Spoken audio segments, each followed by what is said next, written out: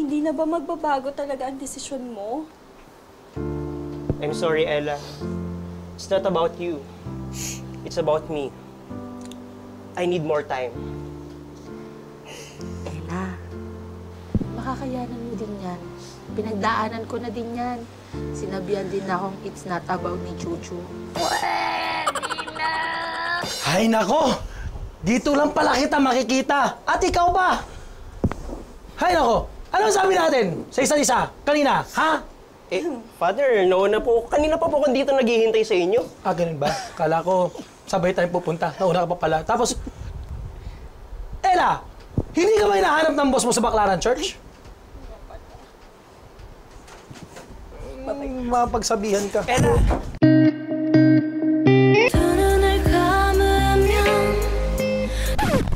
Pabigay kay Mama Mary. Brad, na-shock naman ako sa mga pinagsasabi mo. Bakit mo sinabi si Ella na it's not about you, it's not about me? Actually, ang ibig ko kasing sabihin, di na ako makakapag-commit sa SOCOM. Katwira naman yan. Bakit? Kailangan ko na bumalik sa seminaryo eh. Ah, ganun pala. Lumapit tayo dito. Lumapit dito tayo dito.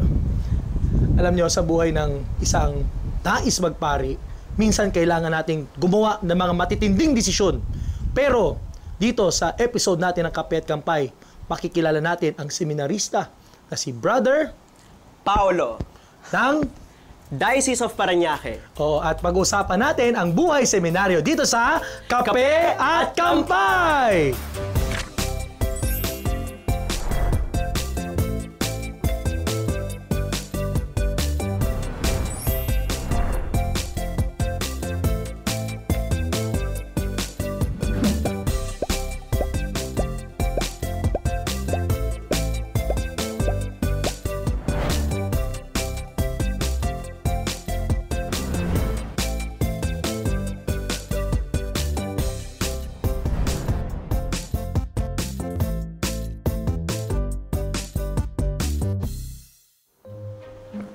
Brother, it's not about you.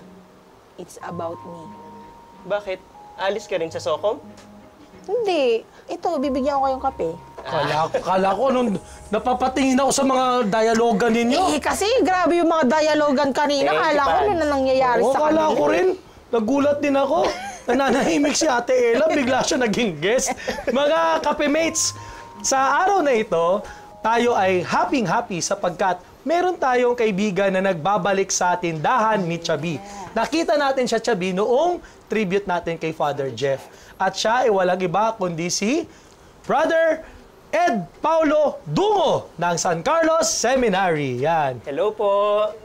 Ayan, sige. Pero bro, uminom ka na kagad, nakalimutan mong magkape At kampay. Ayun. Amen. Ayun. Siyempre, si Brother Ed Paulo Dungo po, o kilala namin bilang Ed Pau, minsan Pau, depende sa trip namin sa buhay. Siya po ay kaibigang malapit namin ni Father Jeff. Bakit? Ano bang kwento natin? Si Father Jeff Manlapig po, maliban po sa fellow Carlista or parehas kami ng seminaryong pinanggalingan, siya rin po ay aking naging former parish priest sa Holy Eucharist Parish, sa Moonwalk, Parañaque. Ayun. Siya yung may mahabang speech nung ano. Naalala mo pa yun? Oo, kahaba-haba. Sabi Yung hindi makalanding? Oo, tinalo pa yung yung kapatid. Inspired by the Holy Spirit. Masyado tayong real to. Nonetheless, maganda na alam nyo, parang magandang may makilala din tayo mga seminarians, no? Sige, basic information muna tayo, bro. Birthplace, ilang taon na, tapos ano yung mga seminaryo, may mga seminaryo ka bang na-attendan bukod sa San Carlos, at ano ang pinagkakabalaan mo sa buhay? Sige, bro. Okay po. Una po sa lahat, ako po si Ed Paulo Nino Rivera Dungo, pero mas kilala as Brother Paulo. At ako po ay taga-Diocese of Parañaque. Sa San Carlos Seminary po ako nag-aaral. Katulad po ni Father Kevin, doon po siya nanggaling nung college. Tama po college, ba, college. Nung philosophy. At edad, siguro masasabi ko, Pads, I was born at a very young age. What? 27 po, 27. Fresh na fresh pa. Bata Fresh na pa. fresh pa, oo. Tapos, nag-minor seminary ka ba o college ka na kagad? Pumasok sa seminary? Actually, Father, nag-college muna po ako sa labas. Nung time na hindi ko pa napag-iisipang magpare. Kaya nung pumasok po ako sa seminaryo, sa San Carlos Seminary, formation year muna ako. Yun yung unang taon sa seminary. Bago po ako nag-college sa San Carlos. Formation year, pag sabi formation year, ano nangyayari doon? Formation year, doon po tinuturo sa amin yung daily routine sa seminary para makapag-adjust kami. Pagdating namin sa philosophy or sa college, sa seminaryo, sanay na kami. Kumbaga nakapag-adjust na kami dahil sa isang taon na yun. Tapos ngayon, ano pinagkakabalahan mo? Ngayon po, Father, ako po ay naka-regency at ngayon po I'm spending time with my family as advised by my bishop at naghahanda na rin ako sa pagbalik ko sa seminaryo. Wow! Uy, ano yung Regency, Father? Yun ba yung brother, yun yung nasa Boracay? Yung maraming hotel, iba-iba klase? Iba yun! Iba po. Liwanag mo! Ano nga yun? Anong Regency? Yung Regency po ay isang temporary period na paglabas ng seminarista sa seminaryo para makapag-discern siya for some reasons, may maiprocess sa kanyang sarili, ganun. And then with the hope na makabalik siya para may pagpatuloy yung seminary formation sa loob ng seminaryo. So temporary out po siya. So, ibig sabihin, Father, papasok na siya sa pagpapari, tama? Babalik. Babalik? Bakit naman? Sayang naman. Ba't sayang? Ano? May kamukha pa man siyang artista. Sino? Si Ariel. Ariel? Yung laundry. Ariel kasi. Bakit Ariel? Hindi totoo nga. Bakit? Sayang naman. We offer everything to God. Ano ba? Sige, pagkwento natin yung vocation story. Ano yan? Paano ba napag-isipan mo sa talambuhay mo na magpare? Nagka-crush ka naman ba? Opo naman. Siyempre po. Sige. Feeling ko naman po, normal, natural naman po magka-crush. Pero dun po sa tanong, Pads, na bakit ako gusto magpare, actually, yan talaga yung nahihirapan akong sagutin talaga pag may nagtatanong sa akin. Bakit? Pero simpleng dahilan lang. Actually, nung una, di ko talaga pinangarap maging pare. Ang pangarap ko talaga ay maging doktor. Pero siguro yung naghikayat sa akin para ako pumasok sa seminaryo, para magpare, is yung naramdaman ko yung mensahe ng Diyos nung minsan nagdarasal ako. Inanyayahan niya ako na, imbis na maging doktor ka ng katawan, bakit hindi ka na lang kaya maging doktor ng kaluluwa? At doon na-inspire ako na sabi ko, oo nga no, may mas mahalaga pa pala kaysa sa katawan, kundi yun yung kaluluwa. Kaya doon ako na-inspire at doon nagbago yung desire ko, desire ng puso ko, na sige, right there and then, papasok ako sa seminaryo, magpapari ako. Ano naman pinagkaiba? I mean, pwede ka namang mag-serve sa tao na kahit di ka pare, di ba? Pwede ka namang maging doktor ng kaluluwa kahit hindi ka magmisa, di ba? O magbigay ka ng payo, di ba? Sayang. Paging influencer ka, Kaya gano'n. nga, content creator. Content sayang. creator, di ba? Maraming paraan. Oo nga, bakit? Sa totoo lang po, na-amaze talaga ako sa pari kasi kunyari sa banal na misa, mga pari lang ang kayang gawing katawan at dugo ni Kristo yung tinapay at alak. Sa kumpisal, naaalis nila yung kasalanan ng kaluluwa sa tao. Na parang sabi ko, grabe, parang ang powerful, ang amazing sa akin na sabi ko gusto ko din ng ganun. Para makatulong sa kaluluwa ng mga Kristiyano, hindi lang yung katawan. Oo. Alam mo, ito magandang tanong. Madalas sinatanong, may nag-influence ba sa'yo pumasok sa seminaryo? Like, di ba kasi iba, mga nanay nagsabi, magpapari yung anak ko, tutulak niya, gano'n, di ba? O kunyari may friend kang pare, gano'n. Actually, sa totoo lang po, kanina po nabanggit ko po na magdo-doktor dapat ako. Kaya nung kumuha po ko ng pre-med course sa college, occupied lang ako, focus ako sa pagme-med. So wala talagang taong nakahikayat sa akin na magpare. Siguro masasabi ko, naging fruit na lang siya ng personal prayer life or personal relationship ko with the Lord.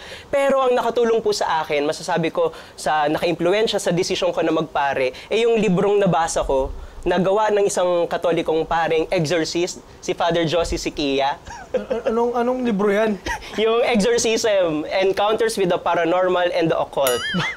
Sa dinami-dami ng libro, bakit yun, bro? Kasi po yung interest ko talaga noon, mahilig ako sa katatakutan, yung mga demonyo, sapi. Yan talaga yung interest ko noon. Kaya nung nabasa ko yung libro ni Father Josis, doon ako namulat sa katotohanan na kakaunti na lang ang pari ng simbahan, na whether we like it or not, we are at war. So na-amaze po ako doon. Kaya masasabi ko kung sino man yung tao na naka-impluwensya sa akin, hindi man in person, pero si Father Josis sa tulong ng kanyang libro.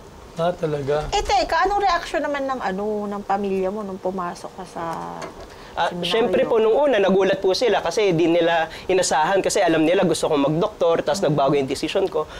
Pero at the end of the day, masaya po sila at supportive sila sa akin. Actually, yung nanay ko, nung bata pa lang po ako, gusto niya na akong magpare. Parang, kumbaga, sinasabi niya sa akin, Toy, gusto mo bang pumasok sa seminaryo? Nung bata pa ako, wala akong idea kung anong seminaryo, anong pagpapare. Kaya, ayun po, supportive sila. Supportive po. May kapatid ka ba? Yes po. Ako po ang bunso at nag-iisang lalaki sa 3 magkakapatid. So may dalawa akong ate, malayo yung age gap po namin. So pagtapos doon, pag naging pare ka, putol na talaga yung lahi.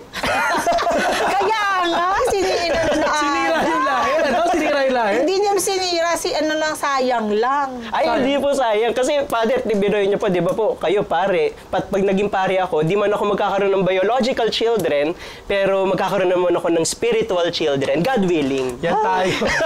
Alam mo, totoo yan, no? Wala kaming pamilya, pero ang dami ko pinag-aaral, dami ko pinapakain, no? Tapos, pero andun yung joy na kapag ikaw mas maraming taong na nare-reach out, naging available ka sa bawat isa. Sabi mo, nasa seminaryo ka, ano mga memorable experience na bilang seminarista? Siguro, magandang tignan natin, no? Father, siguro, nung unang taon ko sa seminaryo, maniwala kayo sa hindi. First time ko naranasang ma-in love. Natamig ko yan ako. Pero hindi... Pero kakalaruin ko lang, hindi sa kapwa seminarista. Ayusin mo! Pero, close friend ko kasi to. Close friend ko to nung college. Una ko siya naging kaibigan. Pero nung unang taon ko sa seminaryo... Seminaryo ka ng college, di ba? Oo. ang ironic talaga kasi sabi ko never ako na in love nung nasa labas ako. Kung kailan lang ako pumasok sa seminaryo, doon ko naramdaman. Sa isang college friend ko, babae, kapwa, co-dancer ko siya nung nasa college. No, hindi ko lang sasabihin yung pangalan, nahihiya ako. Tsaka, ayun, doon na-in love ako nung unang taon sa seminaryo at masasabi ko ang hirap. Kasi unang taon ko sa seminaryo tapos may pagsubok na agad si God sa akin.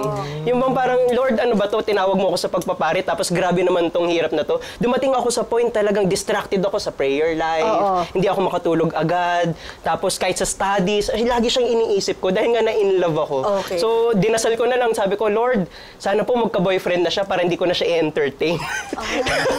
So yun yung reason, ba't ka lumabas? Hindi Ba't ka naman nasa po. labas? Actually, yung unang taon ko po sa seminaryo, ang ironic nga friend ko siya nung nasa labas, pero nung nasa loob na ako ng seminaryo, doon ako na in love. Kasi may something happened na po, nung na-meet ko ulit siya during our home weekend. Kasi sa seminaryo, di ba, once a month, nakakalabas po tayo. So, nung time na yun, yung unang taon sa seminaryo, parang nagkatagpo ulit kami. Tapos, unexpectedly, na-in love ako sa kanya for some reasons. At mahabang kwento. Paano mo na-overcome yun? Di ba? Kasi, mahirap yun, bro. Actually, mahirap po talaga kasi una sa lahat, wala akong spiritual director that time. Wala akong mapag-sharean. So lahat talaga dinaan ko sa prayer, lahat talaga, parang it's between me and God, pati yung feelings na yun na ang hirap tanggalin. Kaya pinaubaya ko na lang talaga. Sabi ko, Lord, sana magka-boyfriend na siya para hindi ko na i-entertain yung mga what-ifs. Siguro sinabi mo rin yung it's not about you, it's me. Hindi po. Actually, ito po, isang confession. Hindi niya po alam na nagkagusto ako sa kanya. Pangalano na yan! Even until now! Batiin mo! Tigilan natin. Even until now. And after that, siguro masasabi ko na kung di man ako sa pagpapare, kung that time hindi malinaw sa akin na gusto kong magpare, baka siguro siya yung pinurso ko. Pero yun nga, no? Ito magandang, bagaimad na maintindihan ng mga kapemates natin. Tao rin kami. Tao rin kami. We also experience these things. Pero sa kabila ng lahat, we have to make choices. No? At yung choice na yun is always a choice for Christ. Yes. So, kaya nga, it's not about you, it's about me. Ano paliwanag nun? Siguro dahil sa ibang bukasyon ako tinatawag ni God. Kaya it's about God. Pero may tanong ako. Tanong mo, sige. Pero namimiss mo siya o hindi na? To be honest, I am happy for her. masaya ako kung nasan siya. Actually, engaged na siya. Ikakasal na siya. Even, Friend, yes. blinak mo na. Hindi po. We're still friends. We're still friends. I am happy for her. Marites na marites. Masaya po ako kung nasan siya. Masaya ako kung nasan ako ngayon. Pakita mo mamaya. Sa FB. Oh. Pero ito. Magandang tanong mamaya. Sagutin mo na ito pagbalik natin, no? Bakit ka lumabas? At bakit ka babalik? Kasi magandang makita natin na muli, ang seminarista, wag po natin Diyosin. No? Kahit mo pong pare, wag niyo pong Diyosin. Tao rin po kami, mahina, nagkakamali. Minsan may mga ganyan din po struggles. Pero sa huli, yung desisyon para sa Diyos, desisyon para sa taong bayan, yun po yung aming pinipili at sinisikap na isabuhay araw-araw. Ano masabi mo? Amen. Amen to that. Pambihira ka. Sige. So, magbabalik tayo sa makulay na kwentuhan. At makabuluhan. Ang makabuluhan dito sa Kape at Kampay.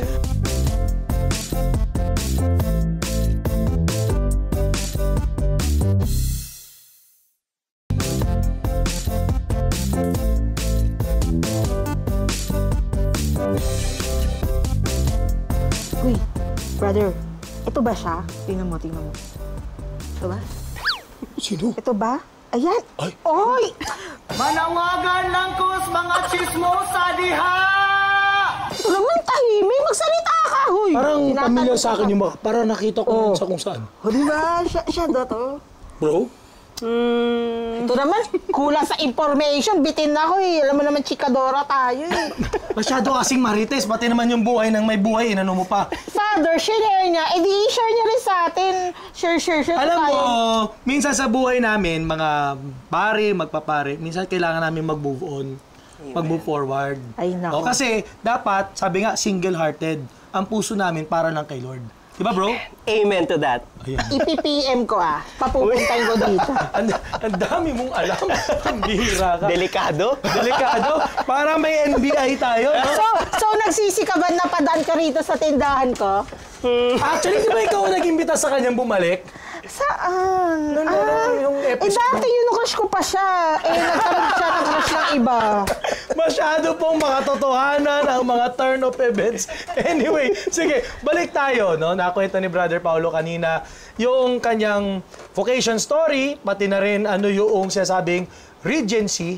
At ito magandang tanong natin, no? Pati syempre, nasabi din niya, babalik siya, no? Ano ba ang kwento, in a way? Bakit ba lumalabas ang isang seminarista? Oo nga.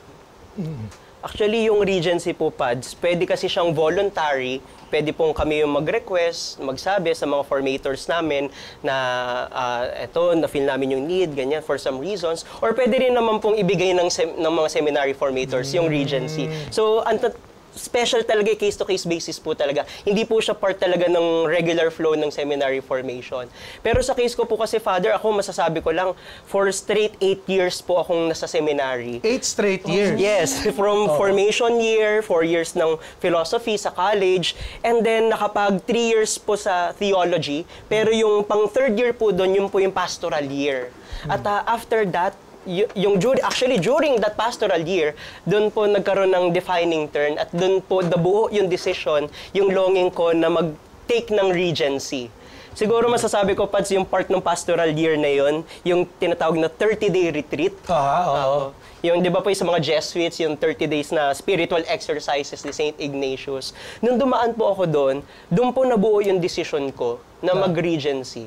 Siguro dahil madaming factors, pero masasabi ko lang na I think I felt the need to take a break from the usual, from the familiar, to have a, parang ma-recharge, ma-reset, yung bang mag-retreat. So lahat ng na word, no? Yung bang parang ganahan. Kasi parang I felt all this time for 8 years, parang nakulangan ako sa pagbibigay ko sa sarili ko. So sabi ko, baka pag nag-break ako, baka mag-recharge ulit. Speaking of break. Baka iba yung nag-break. Ayun, sige. So, ayun, I just felt the need to recharge with the help of Regency po.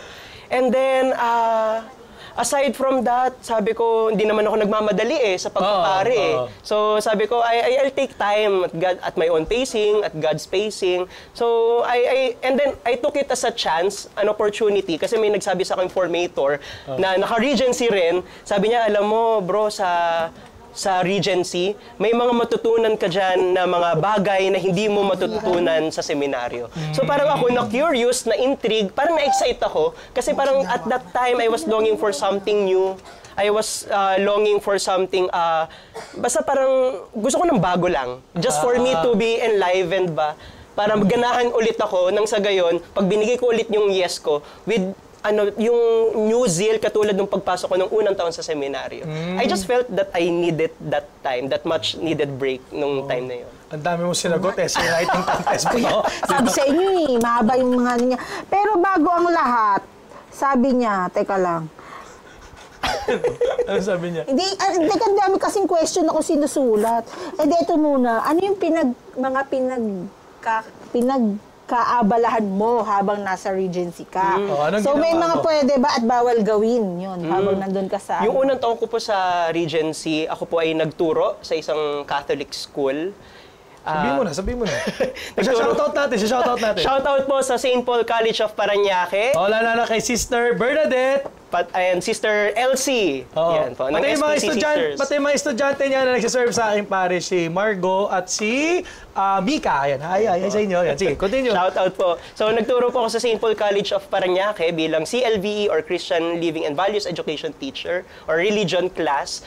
At and actually, yung St. Paul College of Parañaque, doon din po ako nag-high school. Doon ka pala nag-high school? So, alumnus parang po ako doon. giving back mo lang sa school? Yes. Parang payback turn or parang thank you, gratitude service na rin. And then aside from that, na para makapagturo, yung bang ma-enhance yung aking preaching, para in view of my next ministry, God willing ko maging pari man. And then vocation promotion na rin, kasi nasa Diocese of Parañaque yung school, and then malapit sa cathedral. Kumbaga gusto ko kahit nasa labas ako ng seminaryo, I would like to keep in touch pa rin sa diocese or sa parish or sa simbahan. Yun yung unang taon, and then kalagitnaan, na-assign din po ako sa St. Andrew Cathedral or sa Parañaque Cathedral as a resident seminarian. So sabay, nagtatrabaho ako, nagtuturo ako sa school, at tumutulong din ako sa parish, sa lahat ng church activities doon. And then, nung second year, which is ngayon po, Father, kasi 2 years po ang binigay sa aking Regency. Ngayong second year, ngayon wala na po ako sa school, wala na rin po ako sa cathedral. Family time muna po ako after namatay yung aking father. So as advised by my bishop, Bishop Jesse Mercado, he advised me na to spend more time with the family in preparation for my return sa San Carlos Seminary. May maganda yung tanong ni Chabino. May mga pwede at bawal ba na gawin kapag nasa Regency ka? Tsaka teka lang, follow up. Hindi ka rin ba natakot sa yung dadatnan mo sa labas, ganyan? Yun. Siyempre, ano magiging outcome? Yun. Actually, yung disposition ko talaga noon, na-excite ako. Kasi bago sa akin to. First time kong makakaranas ng Regency, first time kong makapagturo. Pero ito lang po yung pinanghawakan ko, yung sabi sa akin ng isang formator namin sa seminary, na kapag nag-Regency ka, maging bukas ka lang sa kahit anong possibility. Be open. So, for example, bigyan ko kayo ng halimbawa, yung sa relationships, yung romantic relationships, no? Hindi naman sa akin sinabi na mag-girlfriend ka, ganyan, or gawin mong project. Pero kung yung Project? Project talaga? School project? Yes! Kung be open. Kung yun doon ka dinadala, maging open ka lang. So, during my Regency, bukas lang talaga ako sa kung ano mang possibilities, kung ano mang opportunities nang ibigay sa akin ng Regency. Pero, ayun, hindi naman sa pinagbabawal na mag-girlfriend, discouraged, oo, pero not totally restricted. Isa din yun sa discernment ko actually nitong Regency. So yun, isa po yun sa, hindi ko naman masasabing bawal, pero yun yung isa sa bilin sa akin ng formator. Yung Regency ba, ano siya, is it a bad or good thing sa pagiging seminarista? Sa totoo lang po, based on my experience, ang ganda. Ang ganda, no regrets, very fulfilling, very fruitful. na no regrets at all. Kasi nakatulong siya sa akin, yun na tulad ng sabi ko po kanina, may mga natutunan ako sa labas na hindi ko natutunan sa loob ng seminaryo. At ang dami kong nai-apply din na natutunan ko sa seminaryo, na nagawa ko sa labas, at ganun din, mayroon akong babaunin sa labas na sa tingin ko makakatulong pag bumalik ako sa seminaryo. Nakakatulong po. Alam mo, Chubby, nag-regency din ako. 2 times pa. After college, pati after ng spiritual year, parang nangyari kay Brother Paolo. Ilang years pa kayo doon, Pads? Actually, after college, 1 year akong nag-regency. Tapos doon, after spiritual pastoral year, 3 years. Nagturo din ako noon, Savior School. Tama yung sabi ni Brother Paolo kasi may mga bagay talaga na hindi mo matututunan sa loob. Na matututunan mo lang sa labas. At yung mga bagay na natutunan mo sa labas, dadalhin mo yan pag pumunta ka sa loob. Alam mo anong number 1 ko natutunan? Ano po? Hindi lang ikaw magaling. Hindi lang ikaw magaling, maraming magaling.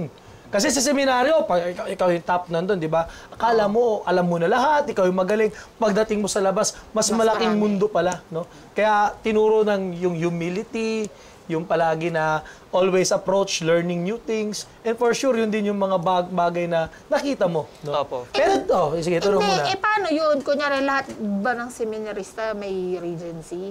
O paano kung ayaw mong i-grab? Pwede yun? Yun po, actually hindi po lahat dumadaan sa Regency talaga eh. Kumbaga hindi talaga siya part ng regular seminary formation, case-to-case basis po talaga. Kasi dire-diretso naman talaga yan eh. Ito, for example, shoutout sa klase ko, Father Rani Heraldino. Siya, wala siyang break. So 4 years kami ng high school, 4 years ang philosophy, 5 years ng theology, diniretso niya yun. Kaklase mo siya. So, kaklase ko siya. So, wala talagang, it depends talaga kasi iba't ibang tao, iba't ibang tendency, iba't ibang ugali, iba't iba rin mga proseso at pacing, no? Yes. Pero ito ngayon ang magandang tanong. Dahil nga, hindi naman Regency ang topic natin dito talaga eh. Ba't ka pa bumalik? Oo nga. Ba't ka pa bumalik? Bumalik ka pa. Di ba? Bumalik ka pa. Bakit ka pa bumalik? Sige. Opo. Actually, siguro, for one obvious reason, 2 years lang po binigay sa akin. So, 2 taon. So, may time na binigay. Opo. So, patapos na po ako dun sa 2nd taon ng aking Regency, kaya pabalik na rin po ako. And then, pangalawa, dahil masasabi ko na namimiss ko rin yung buhay sa loob ng seminaryo. Namiss ko yung daily prayer life, yung pag-aaral. Kumbaga, hinahanap-hanap ko siya. So siguro factor din yun na dahil namimiss ko, gusto ko tuloy bumalik. And then yung nakwento ko nga po, Father, yung 30-day retreat, actually, isa din sa naging bunga nun. Doon ko na-appreciate na sa isang healthy relationship, lalo na with the Lord, hindi lang parang obey ka lang ng obey, kailangan din pala ng give and take. Parang doon ko na-appreciate na pinagbigyan ako, sabi ko, Lord, yes, I've been following you for 8 years. Parang, Lord, makikiusap lang ako. Pwede ko bang hiramin tong sandaling panahon para makapag-break? So, pinagbigyan naman ako ni Lord. He gave me signs, confirmation ng 30-day retreat. So, parang dahil nangako ako na, Lord, pagbigyan niyo lang ako, babalik din ako after. At nandito na. So, parang I am just, yung pinangako ko, finufulfill ko lang kay Lord. Yun nga. So, anong nilook forward mo sa pagbabalik mo ng seminaryo, ganyan? May mga klaseng, adjustment, Opo. ganun. Siguro, ako, nilook forward ko po, una sa lahat yung new environment. Kasi bago na po yung set ng formators, ang dami na rin pong improvement sa seminary building. So lahat bagong community na rin kasi maaabutan ko doon, di ko nakakilala. Nung minsan bumupunta ako, bumibisita ako, di ko na sila kilala. Pero lagi ko sila nakikita kasi etong 2nd year of Regency ko, Father, buwan-buwan pumupunta po ako for spiritual direction, for counseling, tapos colloquium na rin sa mga formators. So pag bumabalik ako doon, dami ko nakikitang bago. So ako naman, ako nilook forward ko yung makilala yung bagong community, bagong set ng formators, yung bagong environment. And of course, I look forward dun sa dati kong nakagisnan. Dahil nakakamiss din po. Alam mo, yun yung maganda eh. Kasi pag lumabas ka, for sure, mababago na yung magiging kaklase mo. Kasi ako, nung lumabas ako, iba na rin yung mga naging kaklase ko pagbalik. Pero andun yung saya at ganda kasi bagong pananaw, bagong way of thinking and bagong way of looking at things. At syempre, maganda yung sabi ni brother na the break actually should help us discover ourselves, discover God's plan for us. At yun nga, maraming natutunan sa labas na applicable sa loob. At nung ikaw ay man nasa loob, naging applicable sa labas. Sa ating pinakaabangan na life hacks, 5 5 bagay. Ano yung mga life lessons sa loob at sa labas sa seminaryo na hindi lamang applicable sa mga magpapari, kundi kahit sa ating pang-araw-araw na buhay. Ating pagninilayan sa pagpapatuloy ng Kape at Kampay!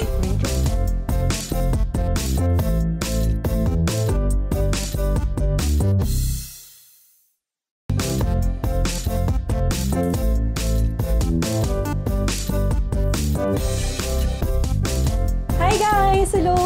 Kamusta? Ipapakilala pala ako sa inyo, si Dante. Parang kilala ko yan. Hoy, Hindi ba? Hoy, Ella, grabe ka naman. Hindi mo ba alam yung 3-month rule, Ella? Mas maghihintay ka muna, 3 buwan. Diba, 3 buwan bago ka mag-boyfriend ulit. Uy, anong 3 months? Hoy, kayo naman. Walang problema dyan. At least may papasok na sa seminaryo. Oo nga, suporta na si Dante. Si Dante pa, hindi mo ba kilala yan? Uy, ano sinasabi niyong 3-month rule at saka seminaryo? Sukom lang, mga kapatid. Ano Hindi ako sa ba? seminaryo, sa Sokom ako pumapasok. Ay! Ayusin mo kasi sabihin mo agad. Kala namin, Huwag kayo iiyak. Paano bis mo magsalita? Nangunguna ka kagad. okay, fine. Oh, tama na. Ikaw talaga, Tama Dante. na kayo talaga. Talagang hindi ka bagay sa seminaryo. Pero may ugali mo, Dante. Maghulog-sili ka! Alam mo, pinamaganda ka natin gawin? 1, 2, 3, 4, 5. 5 life hacks, mga kaparokya, mga kapemates, tungkol sa mga bagay na natutunan sa seminaryo na applicable sa loob at natutunan sa loob na applicable sa seminaryo. Tama-tama. Bumalik na kayo at magtrabaho na kayo sa Sokom. Nagtatrabaho pa kami. Teka, may tanong kami. Yung flower, ba't dala mo? Eh, syempre, para balik ko sa kanya. Okay na. Eh, kay Mama Mary to eh. Okay na nga yun. Okay na yun. Sige na, magtatrabaho na kami. Ayan, tama yan. Ikaw talaga, Chubby, mapanghusga ka talaga kahit kailan. Sayang naman itong Teka, bulaklak na nabutas to. yung pantalong ko rito. Bato. Sige, 1, 2, 3, 4, 5. 5 life hacks, life lessons inside and outside the seminary. Bro, marami kang na-share kanina. Sasummarize sa atin sa 5 bagay. Sige bro, number 1 tayo dahil binanggit mo na yan. Number 1. Develop a living relationship with Christ. Ayun. Yun nabanggit mo bro na pinakamahalaga sa buhay ng magpapare ay relationship. Sige. Relationship. Siguro maganda po dyan, Father, yung value of prayer. Kasi doon nyo po mas lalong mapapalalim yung inyong relationship with God. So yung araw-araw na pagdarasal, yung pag-araw-araw na pakikipag-usap, pakikinig kay Lord, yan po yung makakatulong. Oo. Ito yung maganda ring maalala natin, no? Hindi lang to para sa seminarista sa pare, ito yung para sa lahat. There is no vacation for your vocation. Amen. Wala ring bakasyon Sa ang vocation. araw ng panalangin. Ang panalangin ay ginagawa araw-araw. No? Kaya ito yung maganda paalala kasi akala natin ang pagpanalangin para sa mga magpapare, sa mga magmamadre, sa mga reliyoso, consecrated life. Ang panalangin ay para sa lahat. Kasi ang bokasyon natin, sabi nga ni Saint Teresa of Lisieux, our vocation is to love. Ang bokasyon natin ay magmahal. At kasama sa pagmamahal, ang panalangin. Ano, kamusta ka na? Ano nangyari sa'yo? Wala, sige lang, tuloy nyo lang yan. Sige. Oo. At yun nga, brother, no, magandang nakwento mo na yung vocation natin na foster dahil sa panalangin. Apo. Ano ang iyong konkretong karanasan sa what do you pray for? Ito ang magandang tanong. Ano bang pinagdarasal ng isang seminarista? Unang-una sa lahat po, pinagdarasal ko yung grasya na magawa ko yung kalooban ng Diyos sa akin. Kung saan niya man ako dalhin, gabayan niya ako, ituro niya sa akin yun. Kasi at the end of the day, para sa akin, mas mahalaga yung, hindi yung plano ko, kundi yung plano niya. Yung bang liwanagan niya yung puso ko, liwanagan niya yung isip ko, Lord, ano ba yung gusto mong gawin ko? Ano ba yung gusto niyo para sa akin? Ituro niyo po sa akin yung landas na iyon. Ayun, ang ganda, di ba? Sige, punta tayo sa number 2. Number 2, maintain healthy connections with family and friends. Alam niyo po, sa amin po mga magpapare at naging pare, kasama sa aming buhay yung tinatawag naming visiting Sunday at home weekend. Ano bang visiting Sunday at home weekend sa buhay ng seminarista? Opo, pag Sunday po, normally bumibisita po kami sa home parish, papakita, magre-report sa Cura Paroko, sa Manghingi parish ng priest. allowance. Huwag magsaserve saglit, sabay, awal na sa parish office, pinabangan ng envelope, gano'n, di ba? Magsaserve sa Sunday masses. At yung pangalawa naman po is yung magbabad din sa bahay kasama ang pamilya. Yung makipag-bonding. Kasi pag nasa seminaryo na, limited na yung time namin with the family. Kumbaga dahil yung home weekend na binibigay ay very short, sulitin namin.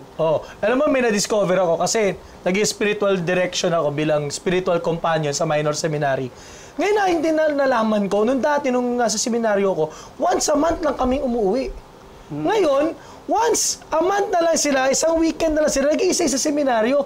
The rest of the other weekends, umuwi na rin sila. Bakit? Kasi nakikita rin yung importansya ng rootedness ng bukasyon sa pamilya. Dahil meron tayong kasabihan, di ba? The family is the seedbed of vocation. At for sure, yan, ang pamilya mo naging malaking tulong sa iyong bukasyon. Paano ba sila nakatulong sa vocation mo, bro? Yung bang supportive po sila sa akin sa kahit anong activities na ginagawa ko, na church-related, seminary-related. Kumbaga, yun naman, lagi bibigay sila sa akin ng words of advice, mag-persevere ka, kamusta sina father. So, yung concern ba nila? So, yun po. Hindi nawawala yung concern, no? At alam nyo, isa pa, yung dinadalaw ng pamilya sa seminaryo. Sa seminaryo po, pwede pong dumalaw, pero there are certain times in a year or in a month, na nakakadalaw ang mga pamilya natin. Sa amin po sa seminaryo, may tinatawag kaming SETA or Seminaryo Tahanan. Opo. Mga 2 or 3 beses sa isang taon. Parang twice ata, no? Or twice o thrice. Tatlo ata, gano'n. Kung saan yung mga family, even friends and relatives, no, pwedeng bumisita sa seminaryo para makipag-bonding. Itour po namin sila pag open house sa seminaryo. So yun yung mga chance na mas makikilala nila kami kung kamusta ba kami sa loob ng seminaryo. Ayun. Sige. Number 3 tayo, bro. Pakibasa. Seek the help of a spiritual companion. Ayan. Sa seminaryo, meron po tayong tinatawag na spiritual companion o yung dating terminolohiya, spiritual director. Diba? Ano bang ginagawa ng spiritual director? O nga, pag nasa labas ba, guided pa rin kayo ng Ayun, magandang tanong. spiritual director? Opo, sa case ko po, bumibisita pa rin po ako sa seminaryo, kahit nasa labas po ako, para magkaroon ng spiritual direction sa isang seminary formator na pare. Mag-update lang ako sa kanya kung kumusta na ba prayer life ko, spiritual life ko, ano ba yung mga ginagawa ko, ano ba yung nakapukaw sa akin sa mga nakaraang araw. I-share ko lang sa kanya, more on kamustahan, parang update ng status, ganun. Kasi mas mahalaga na mayroong formator or pari na nakakaalam sa buhay namin sa labas o kahit din sa loob, nang sa gayon magabayan nila kami, lalo na sa discernment namin sa pagpapare. Actually, alam mo, Chubby, share na natin sa mga kapimates natin. Kapag anong pinag-usapan nyo ng spiritual director, bawal lumabas. Kahit na seminary formator din siya, kung anong nagpag-share ninyo sa spiritual direction session, parang kumpisal yan eh. Opo. Bawal mong gamitin o isabi, divulge sa mga ibang formators. Kasi po ang spiritual director, spiritual companion, siya maganda nga yung term ng spiritual companion. Kasi akala natin, spiritual director, didiktahan ka kung ano yung gagawin. Sasabihin sa ito gawin mo, ganito gawin mo, hindi. Pag spiritual companion, sasamahan ka lang, pakikinggan ka, nang sa gayon, mas maging sensitive tayo doon sa movement of the Spirit. Ano ba yun, Father? Isa-isa kayo may ganon? Yes may po, spiritual... sila yung nag-a-assign? Noong una, sila po nag-a-assign, pero eventually, bibigyan din po kami ng pagkakataon na makapili ng spiritual director. So, lahat kami mga seminarista sa loob, may kanya-kanya kaming spiritual director. Shout out to spiritual director. Sa akin po si Father Rico Garcia. Ay, talaga si Father Rico. Wow, social. Naging rector, syempre, ng minor seminary. Sa akin, ang spiritual director ko, dating rector ng San Carlos. Kasi sa San Jose ako noong theology. Father Joey Martin. Wow. Shout out sa iyo. No? Yan ang mga naging spiritual director. Kaya tayo nagkaganito. Sa spiritual director natin. Number 4 na tayo. Basta bro. Number 4, take your time. Ayan. Napaganda to, Chubby. Kasi ang buhay pagpapari ay hindi minamadali. Ano Amen. Sige, Father, wala bang deadline yung pag-regency? Ayan, sige. Ikaw sagot. Ayun po, actually, depende po yan sa ibibigay ng formators eh. Pag kunyari, ikaw mismo sa sarili mo nag-ask or sila nagbigay, minimum yan 1 year o kaya 2 years. Depende po sa need ng seminar yan. Ako may kilala akong pare, no? Shoutout sa atin, sa ating dating parish priest San Antonio de Padua, Father Agatarog. 7 years. Wow. 7 years siyang nasa labas. Namuhay na siya ng ordinaryo, namuhay na siya ng normal. 7 years. Pero, Father, pwedeng hindi na sila bumalik nun. Pwede rin, kasi depende sa movement ng spirit eh. Meron din naman, yun nga, ito, example. Ako, 2 years na talaga yung regency ko. humingi ako ng extension ng 3rd year. So, depende talaga. Hindi siya yung parang fit na dapat mag-regency ka, ganito lang, ganito lang. So, depende sa movement talaga ng espiritu. Pero hindi minabadali ang pagpapari, bro. Amen. Alam mo bakit? Bakit Ang po? hirap kapag pari ka. Oo, kasi ilan yung misa mo, magkanda kuba sa misa. 5 misa, no? Lahat ng 5, may misa mo. Tapos syempre, hindi mo pwedeng tipirin yung sarili. You have to spread yourself. Yun naman yung gusto niya. Tinan mo magaling siya magsalita. Yung homily niya mahaba pag nag-message siya. Huy! Grabe siya! Oo, tinan mo magaling nga siya. Pero Pinapainggan ko siya. improving. Oo. Improving. May Amen. times up kasi dito. Kaya Pero yun nga po, muli paalala, no, ang pagkilos ng Diyos, take time. O may deadline, pero muli gamitin natin yung panahon para mas maging attune tayo sa kung anong kalooban niya. At last, number 5, ito, pinakamaganda, pinakamalaga. Do things well, always, and in all ways. Pagbutihan, no? Amen. Sabi nga po ng mga Jesuits, di ba? Magis. Kumbaga sa bawat gagawin, kailangan with excellence. Do it with love. Kasi sabi din ni St. Paul, kung kahit gaano ka kagaling, kahit gaano ka katalentado, kung wala ka namang pagmamahal o hindi ka nagmamahal, wala ka ring kwenta. Grabe. May mga bala na, may mga bala na. Oo. Pero maganda yun, no? Kasi kapag, when you do your work well, no? Excellence, no? Sabi nga ni Aristotle, arete, di ba? Amen. Diba? Ibig sabihin, pag ginawa mo ng mabuti ang lahat ng bagay, you actually give glory to God. Yes. And you are also fulfilling what is your calling in life. Yung bang hindi nyo lang hahayaan na, okay na yan, pwede na yan. Oo. Oo. Yung parang mediocre. Sa amin sa seminaryo, may tinuro sa amin, hindi pwede ang pwede na. Hindi pwede yung parang, pwede na yan, gano'n. Kasi di ba, minsan tayo, pwede na yan. Pero hindi, kailangan mo pag-usayan. Sa loob ka man o nasa labas ng seminaryo, pinag-usayan mo naman siguro ang iyong time sa labas, di ba? Amen po, Father. At syempre, pag-uusayan mo dapat, ay nagsasabihan na kita, ha? Pag-uusayan mo rin ang buhay mo sa iyong pagbabalik. chinat ko na yung crush niya. Ano sabi? Papunta daw dito. Papunta! O kaso ba, traffic daw kasi, baka di makarating. Sige, tigil natin to. 5 life hacks. Life lessons inside and outside the seminary. Okay, mag-alternate tayo yung tatlo. Number 1, bro. Oh, baka mamaya may baka naman mapasa yan. Develop a living relationship with Christ. Number 2. Maintain healthy connections with family and friends. Number 3, seek the help of a spiritual companion. Number 4, take your time. Do things well, always and in all ways. Ayan. At mga kape-mates, sa pagpapatuloy na ating kwentuhan, maganda na mag-promote tayo ng bukasyon para sa pagpapari, sa buhay relihiyoso, sa consecrated life. At syempre, ito ay magagawa lang natin sa pamamagitan nitong ating palatuntunan, kasi usually vocation promotion, magtotok sa misa, di ba? Sa school. Pero ito, special. Salamat sa TV Maria kasi may opportunity tayo to promote vocations through our platform. Dito lang sa Kape at Kampay! Ano pa nga, Flash?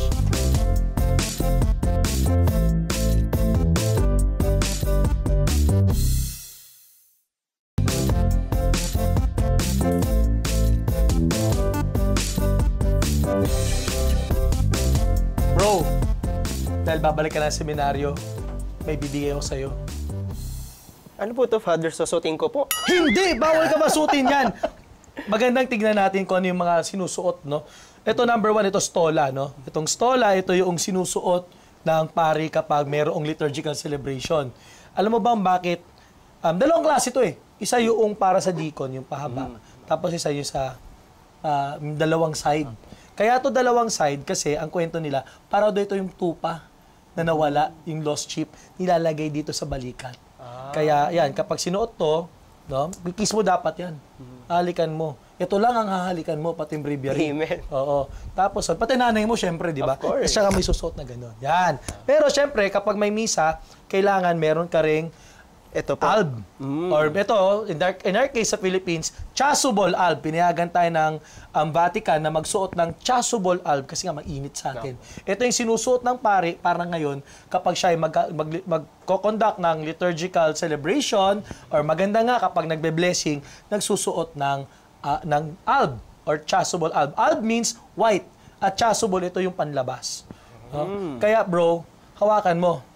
Alam mo bakit? Bakit po? May shooting ako mamaya ng SND. Ikaw mag-aabot. Okay, sige. Dito na tayo. Ayan, sige. Lagay ko muna po dito, Pader. Alam mo, may tanong ka, di ba? Bakit hindi pa sinusuot? Bawal? Bakit bawal, Father? Kasi hindi pa tamang panahon. May tamang panahon ng pagsuot. I think ito yung magandang bagay na maganda yung paalala natin, no? Lalo na ngayon sa panahon ng mga cosplay. Diba? Kasi may iba parang excited na magsuot, pero ito na natutunan ko, no? May tamang panahon ng lahat ng bagay. Kaya kapag hindi mo pa panahon, huwag mo munang suotin. Oo, diba? Nakaka-excite. Opo. Oo. Kasi sasabi, kapag nagsusutana ka, pag pampari ka, pupupogi ka. Sa akin lahat na hindi applicable. Pero yun nga, syempre merong nakaka-attract. Pero ayun nga, it's not about it's not about you. It's not about you, it's about me. It's about the Lord. It's But about it's the about Lord. God. It's about God always. Ayan, sige. I-promote natin, Brother Paulo, ang vocations. Meron tayong ilang mga bagay na gusto nating i-impart sa ating mga kapimate sa araw na ito. Number 1 is pray for vocations. Pagdasal nyo ang mga bokasyon, no? Of course, mahalaga po, no? Yung actually spirituality nga to ng isang religious order, yung Rogationist. Oh, shout out sa Rogationist of the Heart of Jesus, lalo na sa aming friend na si Father Johnny De La Cruz, RCJ. At syempre, congratulations sa Kasi may Bishop-elect. Bagong Bishop-elect. Na friend ko pa. Nagkataon, friend ko pa. Si Bishop-elect Herman Absede ng Diocese of Daet. Shout out sa Rogationist. Shout out sa Rogationist, no? At syempre, ayun po, yun. Pray for vocations. Isa yun sa spirituality talaga nila na na-appreciate ko. Pray for vocations. Kasi ang bokasyon naman po, hindi naman po human efforts lang eh. Kailangan din po natin ng tulong sa Diyos. It's also a divine help, divine aid. So it's not just about us, it's about God and us. Ayun ka pala, it's not about me. It's not about you, it's about me. Pero nga po, no, ang maganda din sa praying for vocations, ipagdasal din natin yung mga nagpapari at yung mga nagmamadre. Kasi alam niyo po, hindi po madali at hindi biro yung buhay na pinasok po nila / namin. Tsaka hindi po lahat talaga tinatawag para sa gantong buhay. Iilan lang po talaga. Many are called, but few are chosen. Pero bukod sa few are chosen, only a select few remain. Ilan na nga lang yung tinawag, ilan pa yung pinili, pero ilan lang nananatili. Diba? Kaya pagdadasal mo, Chabisi, brother. Amen po. Dadasal natin siya. Hindi Kailangan lang, na kailangan. Hindi lang hahanapin mo kung sino yung crush. Oo nga. Linak na nga ako eh. Pray for her na rin po. Pray for Kasi may her. sarili din siyang bokasyon. Mamaya sabihin mo nga ulit yung pangalan. Sige. I-add ko ulit. Pangalawang bagay ito ko sa vocation promotion, brother. Number 2, support those who desire to answer the call. Ayun. Kasi alam niyo po, marami rin po mga nagnanais. So, hindi po nangangahulugang pumasok na seminaryo, automatic at required agad-agad na magpapari na. Kasi po ang seminaryo is essentially still a home, a place for discernment. Pag-alam kung saan ba talaga ang gusto ni Lord sa ating buhay. Opo. Kumbaga patuloy pa rin yung discernment, continuous yan eh. Hindi naman po siya one-time event. After nun, pagpasok sa seminaryo, hindi mo na i-discern kung para ka ba dito. Patuloy pa rin po kasi pakikinig yan kay Lord eh. Kung dito ka ba tinatawag. So, supportan po natin, lalo na yung mga interesado sa pagpapare because we never know, no? Sila po pala ay nais ng Diyos na magpare or magmadre din. Alam mo, minsan nadadaan niya sa asar-asar eh. Shoutout kay Father Bon Navarro. Dinasasar-asar lang yun Ano pong pangasar sa kanya? Inasar lang siya ni Monsignor Allen, aganon. Na, uy, magpari ka. Kakaasar, pumasok na seminaryo. At kakaasar, nagpare. Pero kita niyo naman, di ba? Minsan doon nagsisimula yan eh. Yung encouragement, no? I-encourage natin, no? Para na, hindi ka na magkakaanak, gano'n. Putulalahi mo. Gano'n narinig natin, di ba? So, ikaw may sabihin ka? Hindi parang kasi nakakahinayang magbigay ng support dito. Eh. Bakit? Ang gwapo kasi kayo. Kala ko ba naka-move on ka na? Oo nga, hindi. I-share ko lang. Sinishare mo lang na. Oo, yun. Pag pangit, okay na suportahan. Oo naman! Go!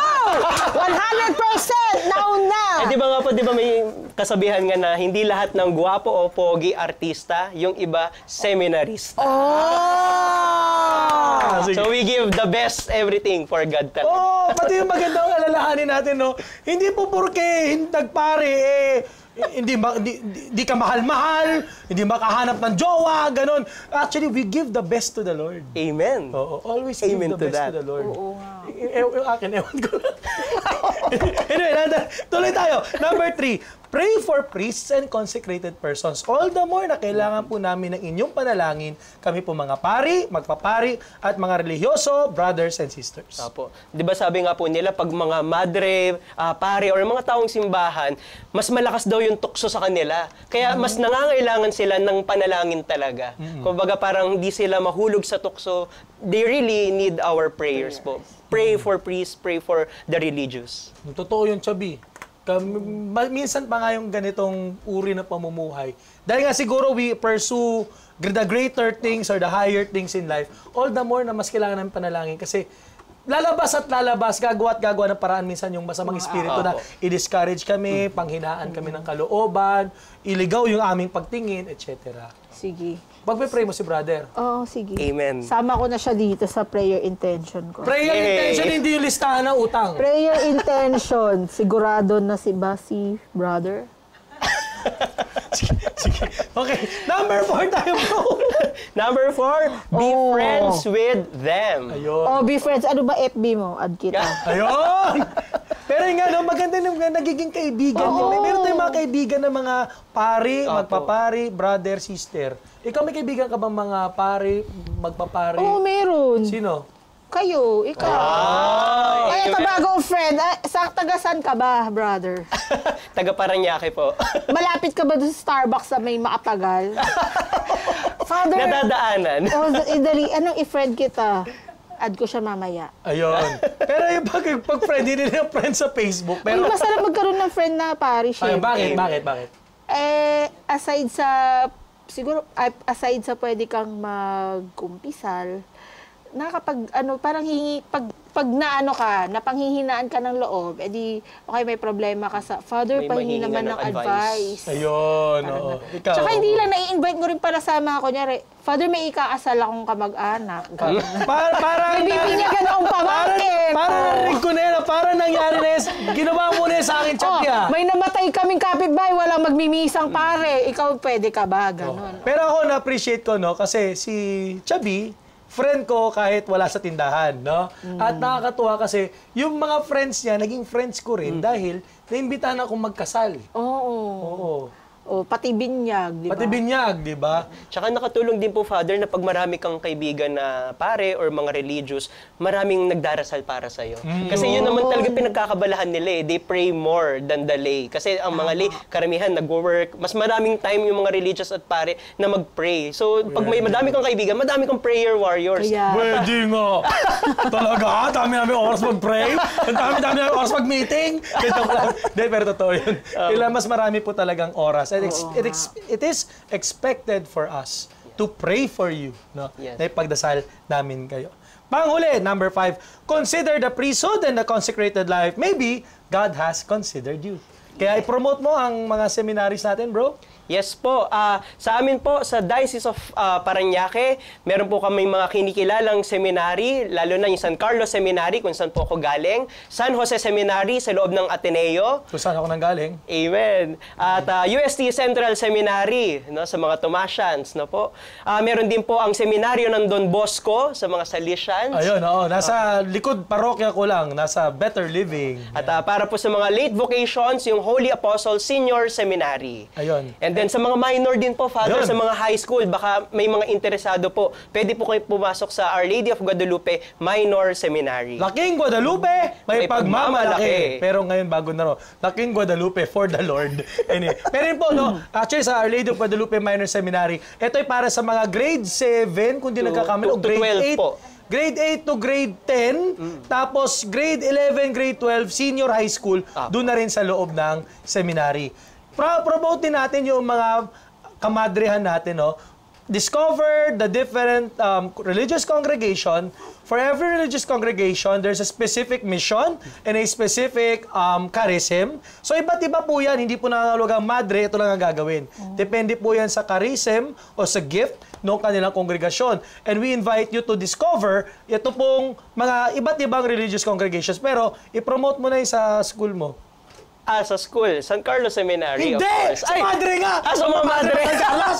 Ka talaga. Apo, yung SPC Sisters or Sisters of St. Paul of Chartres. So sa kanila po ako lumaki simula nung high school at bumalik simula last year para tumulong po sa kanila because I owe to them, of course, yung love for prayer life, for Christian life. Sa kanila ko po talaga na-imbibe or natutunan yung pagmamahal sa pananampalataya, sa simbahan na sa Diyos. Kaya kung may nais po magmadre sa inyo, sa mga kababaihan dyan, at magturo kung may ganun kayong charism, please consider also the Sisters of St. Paul of Chartres. Ayun, shoutout sa mga galing sa St. Paul College QC, St. Paul College Mga Paulinians, yes. St. Paul University Manila, St. Paul College Pasig, ano pa? Dami. Madami, Daming para marami SPC. tayong makakilala doon, no? Amen. Yan. Tapos shoutout na rin sa mga religious congregations sa aking parish, ang Our Lady of Sorrows, Sisters, Servants of Mary. Karamihan dito mga Vietnamese, pati mga Indonesian. Tapos doon sa Oblates of St. Francis Xavier, karamihan naman dito mga Indonesian, pati Timor, pati Papua New Guinea. Maraming salamat kasi yung mga madre po ay tumutulong din sa kanya, sa aming mga parokya. Kaya napakalagang tulong po ng mga madre, no? Meron din mga brothers, no? So muli, meron din naman niya, hindi man sa pagpapari, pero tinatawag na maging brother. Ipopromote natin, isa pa sa mga friends natin, sa mga Congregation of the Most Holy Redeemer o ang mga Redemptorists. Meron silang brothers, na yung mga hindi nagpapari, no? Tapos doon, merong, syempre, pare. Tapos meron din sila sisters, yung Red Nuns. Ano, Ella, yung ano? Yung Red Nuns? OSSR. Ano yun? Order of Oblates of the Most Holy Redeemer. Yon. Mga Red Nuns sa Legazpi naman sila. So muli, napakarami kongregasyon, i-discover natin ito. Ano, Chubby? Amen. Hindi naiisip ko kasi, Father, paano kaya pag Pumadre ka? ako pumasok ako sa pagmamadre? Qualified ba ako? Alam mo, Bakit ka tumatawa, brother? Diyos lang po makakaalam. Diyos na makakaalam mo. Diyos lang. Chubby, Lord, ano ba? Qualified ba ako? o tinawagan mo naman siya. Hindi daw. Hindi, pero alam mo, Chubby, kaya nga merong discernment process. Ito maganda, pangwakas natin, no? Lumabas, pero babalik ka rin. No? At Brother Paolo, be assured na we are praying for you. No? Sana sa Yes. susunod na pag-guest mo sa Kape at Kampay, deacon ka na o pari ka na, pagdadasal mo rin kami at ang mga kapemates, no? Pagdadasal mo, higit sila si Chubby. No? Amen. Pagdasal mo si Chubby, we pray for one another. Yes. Okay? So muli, maraming salamat mga kapemates sa napagandang kwentuhan, no? Pare ko, magpari ka dito sa Kape at Kampay! Thank you, brother. Pray for vocations. Ayun. Pray for brother! Thank you po.